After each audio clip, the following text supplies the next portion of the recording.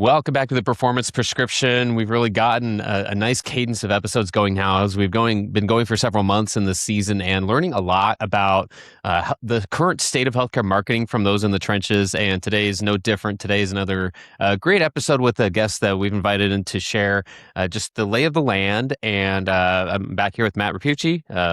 Good to see you, Matt. Hey, great to see you as well, Jared. Definitely looking forward to today's episode. As usual, I like to know what you hope to hear out of this episode with Matt O'Rourke. Yeah, I met Matt a couple months ago at a conference up in Burlington, Vermont. So we're both East Coasters, and Matt brings a unique perspective to healthcare marketing, and he's kind of in a unique healthcare system. So looking forward to hear more about his perspective, his thoughts on care marketing versus, quote unquote, regular marketing, and some of the cool things they're doing at their system. So lots to dig into. So without further ado, I'd like to introduce Matt O'Rourke. So Matt, how you doing today? Thanks for joining us. Hey, good. Thanks for having me.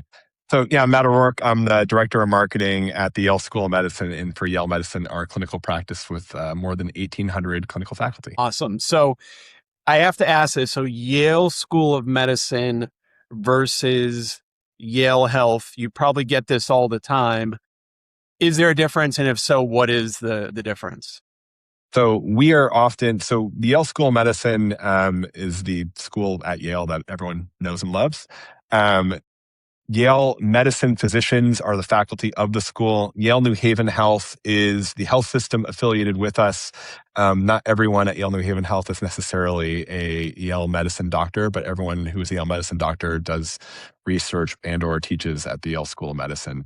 Either way, we're very closely aligned, and we have a great partnership. Yeah, closely aligned. But if I remember what you were telling me, that your marketing teams are separate and distinct, correct? That's correct. So the health system really handles more of the service line marketing and trying to drive the usual things for, ambulatory and other service lines. And for us, we're much more in the specialty care area. So we're much more targeted and focused in on specialty areas for our doctors. For like orthopedics, we might be working on something called the vascular necrosis, or other really kind of subspecialized niche areas of medicine. And that's really what we focus in on. Tell me a little bit more about, your current role at the Yale School of Medicine, and then kind of your journey. What brought you to that role? Sure. So I've been at Yale University for about 12 and a half years now, which I cannot believe. But in my past life, I'm a journalist by training, and I was a reporter for about 6.5, 7 years. And so I bring really that journalism mentality to everything that I do. I started my time at Yale at the Yale School of Management and working to build international programs and international marketing and brand for the programs there and lots of our partner schools all around the world. Spent a lot of time working with global partners and training other teams, and that sort of global virtual remote work before the pandemic and before it was cool. And then I switched career paths a little bit. I ended up working in the Department of Orthopedics here at the School of Medicine. And everyone there would always ask me, we need more marketing. We need more marketing. And I was a communications professional. And so I just would always tell people, I am not a marketer. I do not do marketing.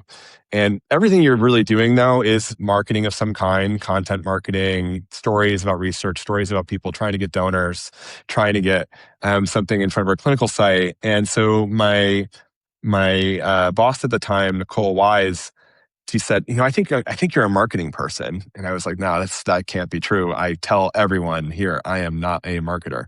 And I have built my whole professional brand around not being a marketer. And she hired me as integrated marketing lead. So then I became this sort of position to sort of tie these parts together here at the school.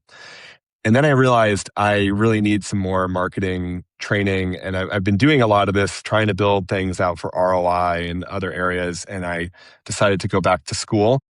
And I went to NYU Stern and got an executive MBA. After years of selling MBA degrees, I ended up going and getting one. And I learned all my other marketing fundamentals. And now I am, and I have been for a while, the director of marketing, building out a team and realizing, yeah, we do marketing and I have to do a lot of it. And my surgeons and physicians always remind me, I thought you didn't do marketing. I'm like, I didn't, but now I do. So, kind of a silly story, but yeah, it's just how careers work. You just kind of fall where you go sometimes. So I love that they're still reminding you and like holding that over your head. And All the then, time. you kind of alluded to this, but you publicly broadcasting that I'm not a marketer was in fact marketing. Um, so so you marketed yourself right into a job. That's a great story. Yeah, I start to realize, you're telling, it really was sort of a brand marketing thing, right? Where you're telling these stories about people based on their research and very sometimes subspecific niche things about how we diagnose scoliosis in kids and things like that. I remember a doc telling me he used to have to take a lot of x-rays of children's backs to see the growth curve. Then we found some research without having to do anything to any children, just old x-rays from, I think it was Case Western, and was able to look at their hands and see that bones grow in a very particular order.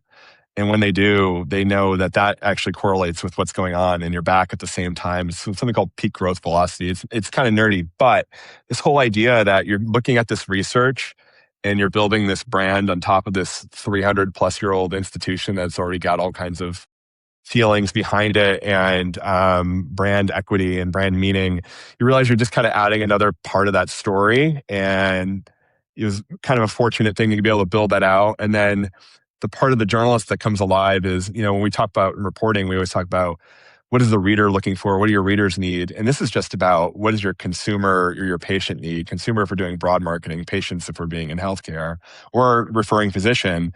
So you just have to understand your people all the time and what they want to know and what actually will connect with them. And it really isn't all that different.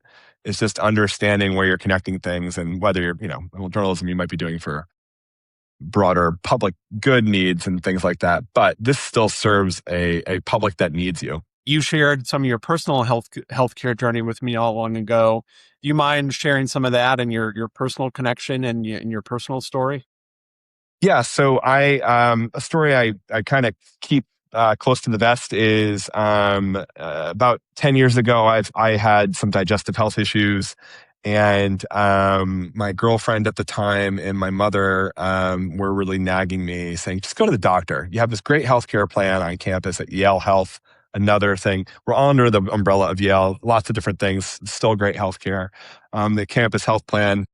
And I went in and met with the physician, and a med school student was shadowing him for the day, and they said, you need to get a CT scan. And I had been through this before, so I was like, yeah, I'll go do this. So I go to the CT scan they happen to have in house, go get my scan, come back. Sure enough, I have every digestive health issue they thought.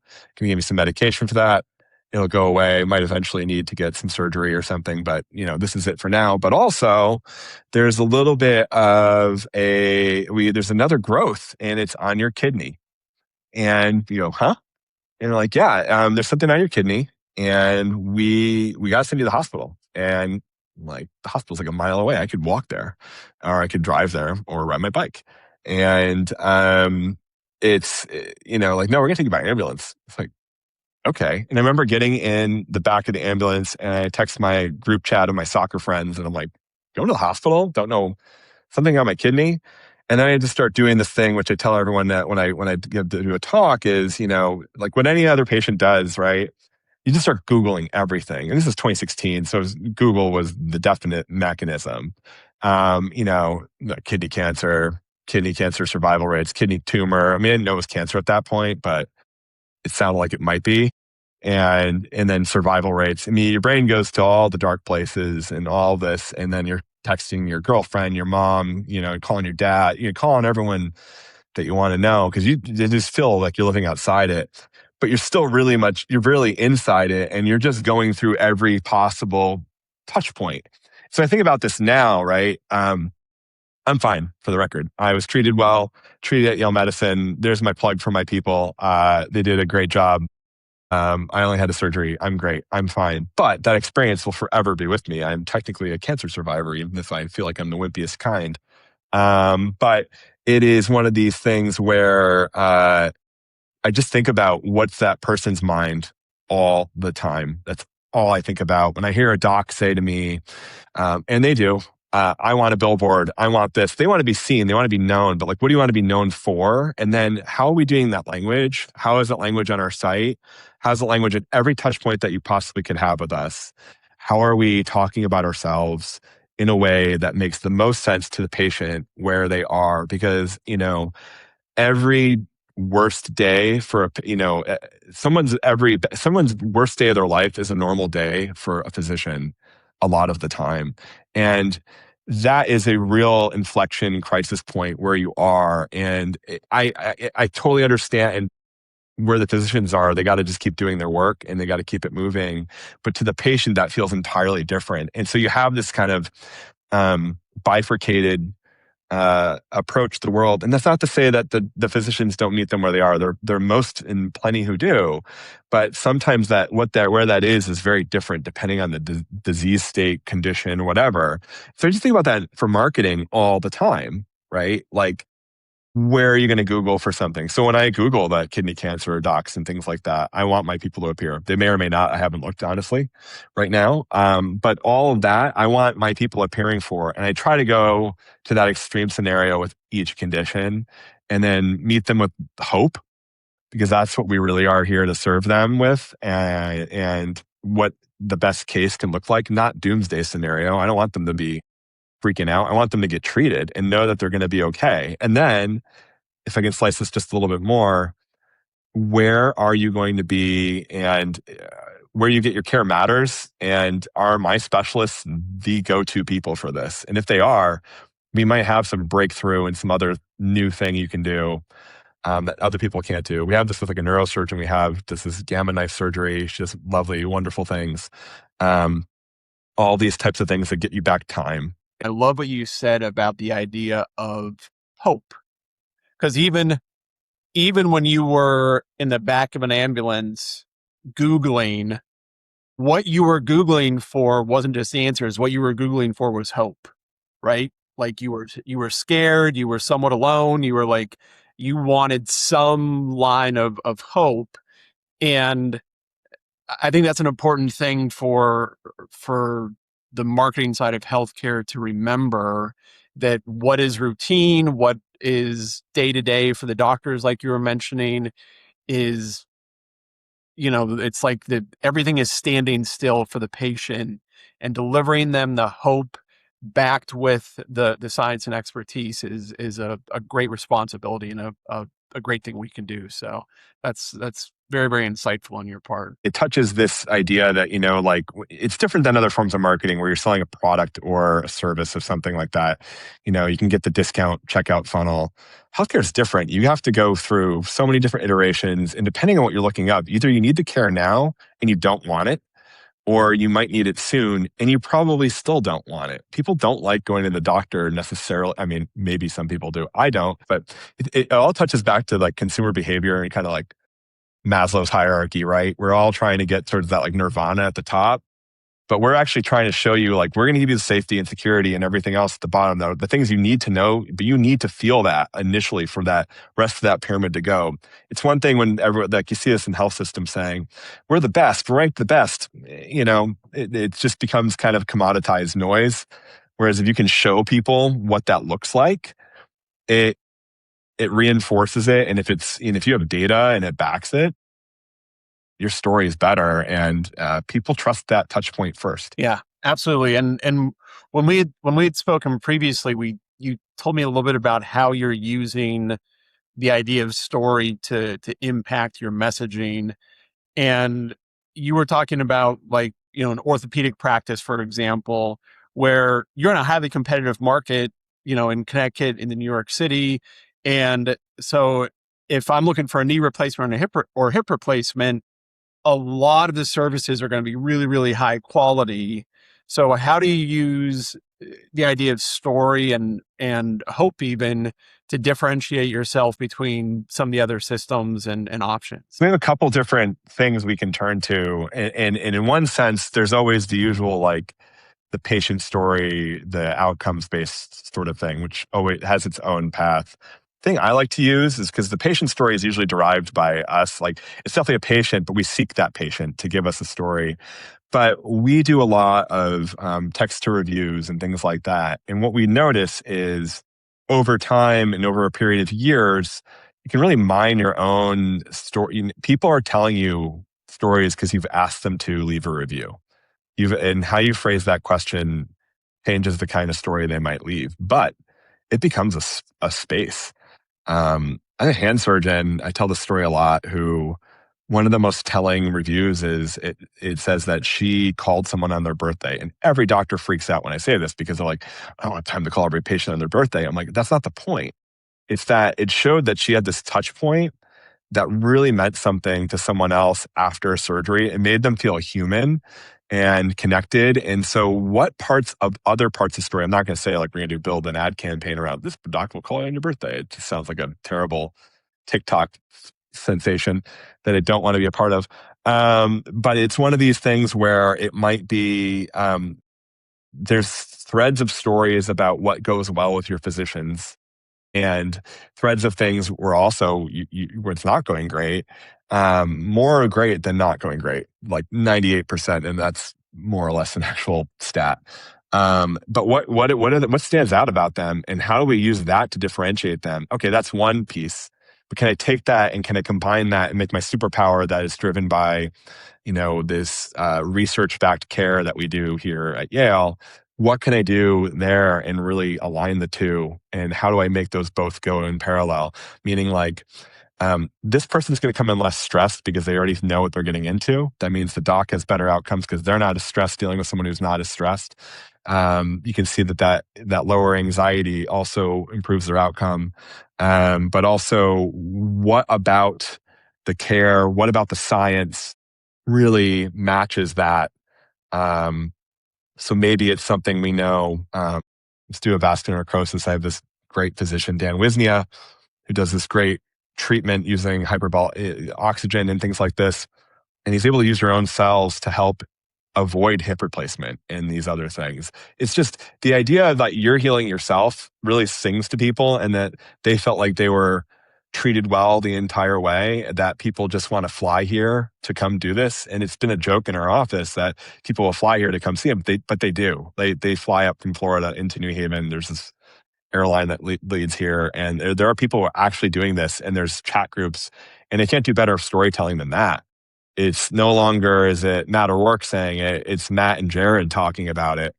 And, you know, I don't have, I'm not, I can do all the marketing in the world, but if it builds its own thing and I can just support that a little bit, that's just organic. That's real. That's not really me saying, some tagline about great care or something. So it's one of those things where people sell people on that, and people will trust others, and then their trust for the doc goes up.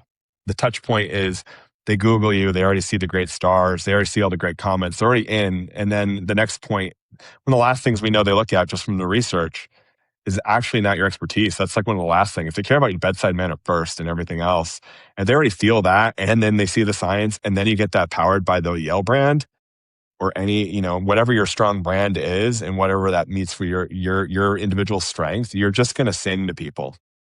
And that's what everyone wants to hear. The experience matters. Absolutely. So for sure. And then you're dealing with just like even with millennials and Gen Z, right? Experiential economy and all these things. They may not need your healthcare now, but if they remember that it sounded like it was good now, and if they do need it now, like someone like me, when I was in my early 30s when I needed that care, you're going to remember that. It builds a loyalty. I'm loyal to where I am, and I'm okay. Wow, the marketing guy's loyal to where he is, but that's true. I mean, it's built that affinity to what I want, where I got my care, or which physicians I go to, and how I felt about that. But it's just going to build. That's a long brand. Good luck. You may not have a metric behind that, but that's an emotional component that is if you lose it, good luck getting it back. Right. So right. So yeah, the goodwill marketing, the word of mouth, where the positive impact you're making now is there's a long tail on that's hard to quantify. But if you start getting negative press and negative word of mouth, you're going to feel that real quick. This is where we tag team you and say the one thing you knew we were going to ask about was AI in some way. So we always like to ask, like, what's your team's approach to incorporating it into your strategies? How do you use it like day by day, and how do you keep up with it? Sure. So for my team, we are our office has been using AI pre LLM use for making physician match and other things on the back end of our site. But for us on the marketing team, to me, people ask about it and they're always afraid, oh, you're going to lose your job. I just look at this as like, imagine if you had an unlimited number of people below you that you can assign things to, and just we all have things we hate doing in our jobs, or maybe not hate, but we dislike doing. And everyone has that in any job. And if you can get it so you can push it to AI to do it, you should. So what does that mean? So for me, my team, we're building out a thing where we're all going to build an interview for each one of us and build a prompt around interview me about X, insert role here, right? And find out as much as you can. Ask me about pain points, things I enjoy, the ways I handle things. Make it like a 40 to 50 question file. And basically, I want my team to go and take this interview. And it is not to take away their job. Absolutely not. It is to interview, to build a markdown file, .md, ironically enough, to then use that to build an agent around it. Like, how do we make something that you like doing, or the things you don't like doing, and build it into like something that can handle you? So for me, I have my AI of choice happens to be Claude and Anthropic. And I'm using Cowork. I have it so it sends me reports from my data streams. It knows about my campaign builds. We have it building design templates and all of these different things within our branded kit. If I need to put something together quickly for surgery or something like that, I can go pull a report, have it all talk to each other, go across the workflow, and essentially prepackage it and give me 90% what I need. And then my journalism side kicks in pretty quickly because I don't like things that sound like AI. It's the this, not the that. It's the M dash, the this, the 5 emoji bullet points that nobody has ever made them on their own, I don't believe. Maybe they do. I'm sorry. I might be just old there.